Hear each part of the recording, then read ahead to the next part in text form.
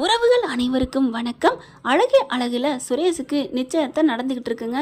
கல்யாணத்துக்கு முடிச்சிருவான். ஏன்னா அப்பா வந்து ரிட்டையர் ஆகிட்டாரு. உன் கல்யாணத்தை முடிச்சுட்டா அடுத்து இன்னொரு தம்பி இருக்குது, தங்கச்சி இருக்குது அப்படிங்கிறத பயந்துட்டு நல்லபடியாக ஒரு பொண்ணை எடுத்து பார்க்குறாரு. தங்கராஜ் தாங்க பார்க்குறாங்க. அவங்களுக்கு தூரத்தில் தெரிஞ்ச பொண்ணுன்னு சொல்லிட்டு நல்ல வசதியான பொண்ணு, நல்ல இடம் அப்படின்னு பேசி முடிக்கிறாங்க.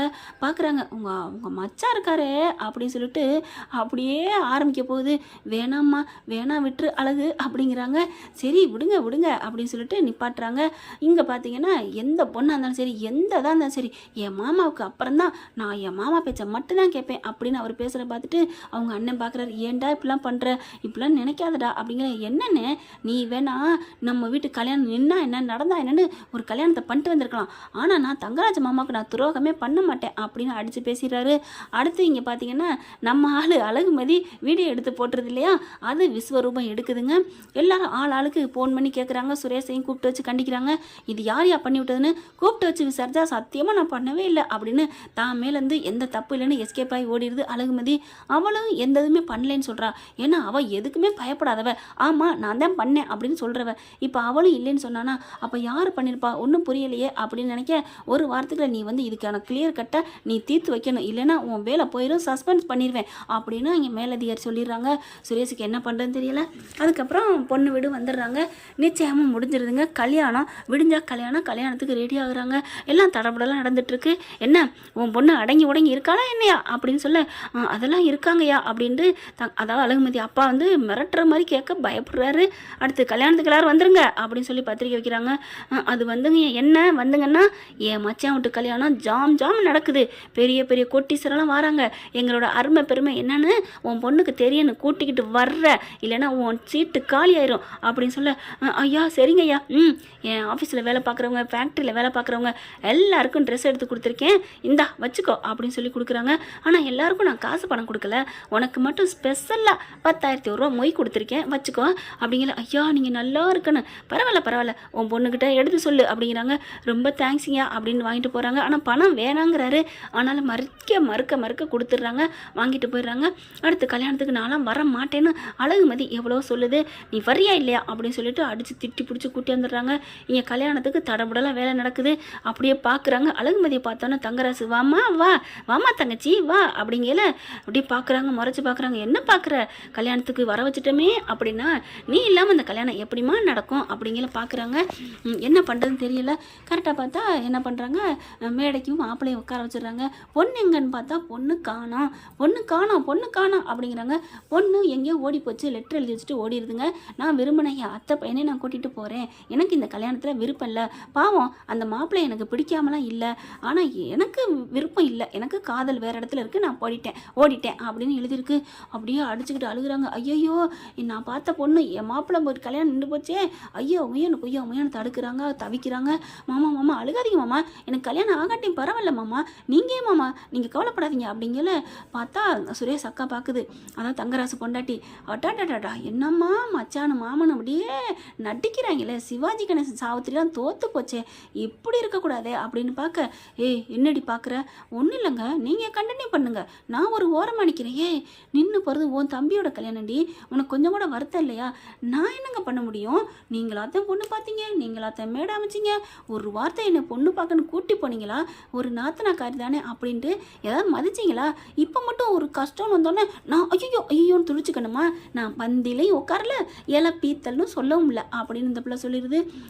தேவடி உனக்கு வச்சுக்கிறேன் கச்சேரியை, ஐயோ என் மாப்பிள்ளை இப்படி போயிடுச்சு அப்படின்னு அழுக வைக்க, எல்லாரும் ஐயோ போச்சுங்க பாவம் கல்யாணம் நின்று போச்சே, பொண்ணு இப்படி ஓடி போச்சே அப்படி இப்படிங்கிறாங்க. இப்போ என்ன பண்ணுறதுன்னு தெரியாமல் தவிச்சிட்டு இருக்காங்க.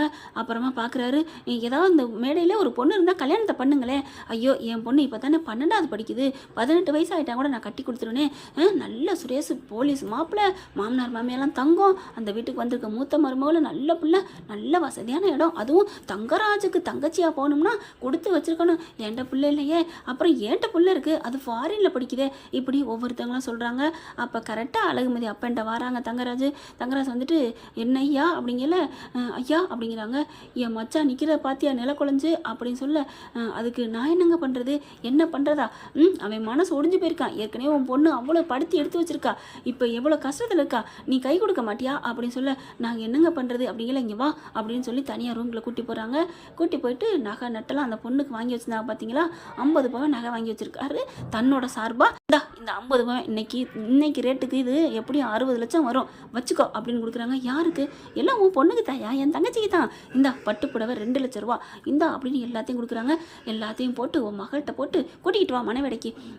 என்னங்கய்யா சொல்கிறீங்க, என்ன ஐயாவா, சம்மந்தின்னு சொல்லுப்பா அப்படின்னு சொல்ல, இல்லைங்கய்யா என்னை கசக்குதா, இல்லை என் மச்சனை பிடிக்கலையா, அப்படி இல்லை எனக்கு சம்மதம், எவ்வளோ பெரிய வசதியான வீட்டுக்கு என் மக போனோம்னா நாங்கள் கொடுத்துல வச்சுருக்கணும், அப்புறம் ஏன் மாட்டேங்கிறா, இல்லை அவள் மாட்டேன்னு சொல்லுவாளே, அவள் ஒரு அடங்கா பிடாரி, அவள் ஒரு குதிரை அப்படிங்கல, குதிரையை அடக்கி பார்ப்போம், நான் அப்படிலாம் விட்டுற மாட்டேயா, போ நீ சொன்னா ஒரு பெத்த தகப்பன்னு சொல்கிறதுக்கு வெக்கமா இல்லை, இல்லைங்கய்யா நான் போகிறேன் அப்படிங்கல, இன்னும் வேணும்னா இந்தா தான் கையில் இருக்க ஒரு மோதிரம் தூக்கி கொடுக்குறாரு, வைர மோதிரம், இது எப்படியும் ஐயா இருக்கட்டும் ஐயா, நான் காசெல்லாம் பெருசு இல்லை, நான் போய் என் பொண்ணை கூப்பிட்டு வரேன், நீங்கள் எனக்கு அவ்வளோ உதவி பண்ணிருக்கீங்க அப்படின்னு சொல்லிட்டு எல்லாத்தையும் கூட்டிகிட்டு போக வேணாம், பொண்ணை கூட்டிகிட்டு வந்து இங்கே ரெடி பண்ணு, நான் போகிறேன் அப்படின்னு போயிடுறாங்க. மறுபடியும் அவங்க அப்பையும் போயிட்டு அவங்க பொண்டாட்டி பிள்ளையெல்லாம் கூட்டிகிட்டு ரூம்குள்ளே போகிறாங்க. என்னையப்பா இங்கே கூட்டி போகிறீங்க, இங்கே வாடி அப்படின்னு கூட்டி போயிட்டு, இந்தா இதெல்லாம் போட்டுக்கிட்டு மனமேடைக்கு வா, என்னப்பா நான் என்ன பொம்மை நினச்சிங்களா, இங்கே பார் அப்படின்னு சொல்லிட்டு கழுத்தில் வச்சுக்கிறாருங்க.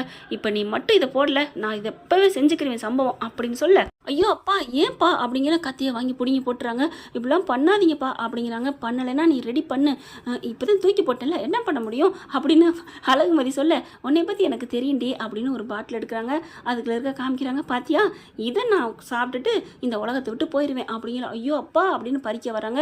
அவங்க அம்மாட்டையும் சொல்கிறாரு, கேளுடி அவங்கெல்லாம் பகைச்சிட்டு வாழ முடியாது, எவ்வளோ பெரிய கோடீஸ்வரர் விட்டு சம்மந்துட்டி பாருடி, 50 ரூபாய் இப்போ இனாமா கொடுத்துருக்காங்கடி பார்த்துக்கிட்டியா அப்படி சொல்ல, அப்படியே ஒன்றும் பண்ண முடியல. அழகுமதி நீ சம்மதிடி அப்படின்னு சொல்கிறாங்க. முடியாதுங்கல்ல, வாயில் போட போயிடுறாரு. அதனால வேறு வழி இல்லாமல் சம்மதிச்சு ட்ரெஸ் எல்லாம் மாற்றிக்கிட்டு நகையெல்லாம் போட்டுக்கிட்டு வெளில வராங்க. பொண்ணை பார்த்தா வா அப்படின்னு சுரேஷ் பார்க்குறான். அழகாக தான் இருக்கா, அழகாக இருக்கனால திமிர் வச்சு போச்சோ அப்படின்னு நினைக்கிறாங்க. அதுக்கப்புறம் பொண்ணை கொண்டாந்து மனைமேடையில் வைக்கிறாங்க. அப்படியே முறைச்சிக்கிட்டே உட்காருது.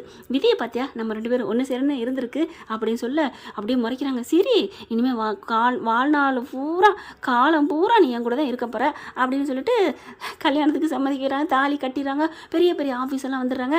என்னையா எதிரும் புதிரமா இருந்தீங்க, கல்யாணம் பண்ணிட்டீங்க போல இருக்கே, இனிமேல் என்ஜாய் பண்ணுங்க, கட்டிலையும் வீட்டுக்குள்ளேயும் யுத்தம் நடக்க போகுது அப்படின்னு சொல்லிட்டு வாழ்த்திட்டு பரிசெல்லாம் கொடுத்துட்டு கிளம்பி போகிறாங்க. அப்படியே அழகுமதி முறைச்சி பார்க்குது. அப்போ தான் தங்கராசு பார்க்குறாரு. எவ்வளோ பண்ணின அப்படின்னு பார்க்க அழகுமதி அப்படியே பார்க்குது. என்ன நான் பண்ணேன், நீ தான் வீடியோ எடுத்து போட்டேங்கிறது எல்லாம் தெரியும், நீ தான் பண்ணேன்னு தெரியும், உன்னை நாங்கள் எப்படி பழி வாங்குறதுன்னு பார்த்தோம், அதான் யோசனை பண்ணி இல்லாத ஒரு கல்யாணத்தை ஏற்பாடு பண்ணி எல்லாம் பண்ணது நான் தான் அப்படிங்கல. அட பாவீங்களா அப்படிங்கிறாங்க. ஆனால் உனக்கும் என் மச்சானுக்கு நடந்தது ஃபேக்கலாம் இல்லை, அது நிஜம்தான், உன்னை சம்மதிக்க வைக்கிறதுக்கு மட்டும்தான் இந்த மாதிரி ஓடி போச்சு பொண்ணு, அப்படிலாம் நான் பண்ணுது அப்படிங்கிறாங்க. அதுக்கப்புறம் இப்போ புருஷன் ஆயிட்டான், அந்த வீடியோ போட்டது எல்லாமே சும்மா ஜாலிக்கு அப்படின்னு இப்போவே இல்லை நைட்டுக்கு போய் பண்ணிக்க, இப்போ வேண்டாம், டேய் உன் பொண்டாட்டியை தாஜா பண்ணுவே என்ன பண்ணுவே தடவி குடிப்பே எனக்கு தெரியாது, ஆனால் அந்த வீடியோவை எடுக்க வைக்க வேண்டியது உன் பொறுப்பு, போட்டும் சாவி உன் கையில் கொடுத்துட்டேன் அப்படின்னு சொல்லிட்டு தங்கராஜ் போகிறாரு. விடுங்க மாமா பார்த்துக்கிறேன். அட பாவீங்களா அந்த வீடியோ அழிக்கிறதுக்காக கல்யாணம் பண்ணீங்க, ஒன்றை அடக்கிறதுக்காக தான் அப்படின்னு போன தங்கராஜ் சொல்லிட்டு திரும்பி போகிறான். அப்படியே அவங்க குழந்தை முன்னாடிலாம் பார்க்குறாங்க. பார்த்துட்டு வாமா வா அப்படின்னு சொல்லி கூப்பிட, அழகுமதி அவன் பேர் அப்படிங்கிறாங்க. ஆமாம் என் பேர்லேயும் உன் பேரில் பாதி இருக்குது அப்படிங்கிற மாதிரி பார்த்துக்கிறாங்க. வா நான் இருக்கேன் அப்படிங்கிறாங்க. அப்படியே பார்க்குது 2 பேரும். உன் பேரும் நல்லா இருக்கு, நீ நல்லா இருக்க, உன்னை நான் பார்த்துருக்கேன்னு சொல்லிட்டு தங்கராஜ் பொண்டாட்டி வந்து பார்க்குது. அப்படியா, உன்னை எனக்கு ரொம்ப பிடிக்கும் தெரியுமா, நீ வா நான் பார்த்துக்கிறேன், இவங்க அப்படித்தான் சும்மா லொலலாக்கி பெண்ணு நினச்சா எல்லாம் சாதிக்கலாம் அப்படிங்கல, ரொம்ப சந்தோஷமாக இருக்குக்கா அப்படின்னு சொல்லி கட்டிக்கிறாங்க. நான் உனக்கு அண்ணி, இவங்க தான் உனக்கு அக்கா அப்படிங்கல, இல்லை நீங்களே எனக்கு அக்கா தான், எனக்கு அக்கா மாதிரி தான் இப்போ நீங்கள் ஆறுதல் சொல்லியிருக்கீங்க அப்படின்னு அழகுமதி கட்டிக்கிறது. பேச்சை குறைச்சிட்டு ஏறுங்கடி வண்டியில் அப்படின்னு சொல்லிட்டு வண்டியில் ஏற சொல்கிறாங்க. எல்லாம் சாப்பிட்டு முடிச்சுட்டு மண்டபம்லாம் முடிச்சுட்டு வீட்டுக்கு போகிறாங்க. ஃபர்ஸ்ட் நைட்டுக்கு போகிறாங்க. ஃபர்ஸ்ட் நைட்டுக்கு போயில பார்த்தீங்கன்னா அப்படியே ரொம்ப செருக்கா உட்காந்துட்டு இருக்கான். உள்ளுக்க போகிறாங்க. அழகுமதி என்ன டெலிட் பண்ணிட்டியா, மறுப்பு இது போட்டுட்டியா அப்படின்னு கேட்க, என்ன கல்யாணம் பண்ணிட்டா நான் அடங்கிடுவேன்னு நினச்சீங்களா? யார் எவர்னு தெரியறதுக்கு முன்னாடியே கண்ணில் விரலை விட்டு ஆட்டினவ நான் எதுக்கு பண்ணணும்? பண்ண முடியாது. ஏய் இங்கே பார், நான் உன் புரிச்சேன், நீ என் பொண்டாட்டி. நாளை பின்ன ஏதாவது என் வேலை போச்சுன்னா என்னடி பண்ணுறது? இருக்கட்டும், நான் வேலை பார்க்குறேன், கஞ்சி எடுத்துட்டு போகிறேன் அப்படின்னு ஒரே மிடுக்கா சொல்லிட்டு டக்குன்னு இப்போ அப்படியே போர்வை எடுக்கிறாங்க, கீழே விரிக்கிறாங்க, படுக்கிறாங்க. அப்படியே அண்ணாந்து போய் பார்க்குறாரு விட்டத்தை. விட்டத்தை எவ்வளோ நேரம் பார்த்துட்டு இருப்பீங்க? குப்பர் அடித்து படுத்து தூங்குங்க, அதுதான் உங்களுக்கு அப்படின்னு இவங்க திரும்ப, ஐயையோ இவளை அடக்கலான்னு பார்த்தா இவன் நம்மளை அடக்கிட்டாளே அப்படின்ட்டு மாமா அப்படின்னு பார்க்குறாங்க. அப்புறம் என்ன, அடுத்து மாமன்ட்ட போய் உட்காந்து ஊற்றிக்கிட்டு சரக்கு அடிச்சிட்டு கிடப்பான், அதான் நடக்க போகுது. ஆனால் இந்த அழகுங்க 2 பேரும் சேர்ந்துட்டு இவங்களுக்கெல்லாம் ஆட்டம் கொடுக்க போகிறாங்க அப்படிங்கிறது உறுதிதாங்க. என்ன ஃப்ரெண்ட், இப்படி போனால் அந்த கதையில் நல்லா இருக்கும் தானே? பார்க்கலாம். தேங்க்யூ. இந்த வீடியோ உங்களுக்கு பிடிச்சிருந்தா தயவு செய்து லைக் பண்ணுங்க. இன்னும் அப்டேட்ஸ்க்காக சேனலை சப்ஸ்கிரைப் பண்ண மறக்காதீங்க. நம்ம கிட்ட இருக்க எல்லா சேனல்ஸோட லேட்டஸ்ட் வீடியோ அப்டேட்ஸ்க்காக மேல ரைட் சைடுல காட்டுற லிங்கை கிளிக் பண்ணி வாட்ஸ்அப் குரூப்ல ஜாயின் பண்ணுங்க. உங்களிடம் விடைபெறுவது நான் உங்கள் மெஹர்.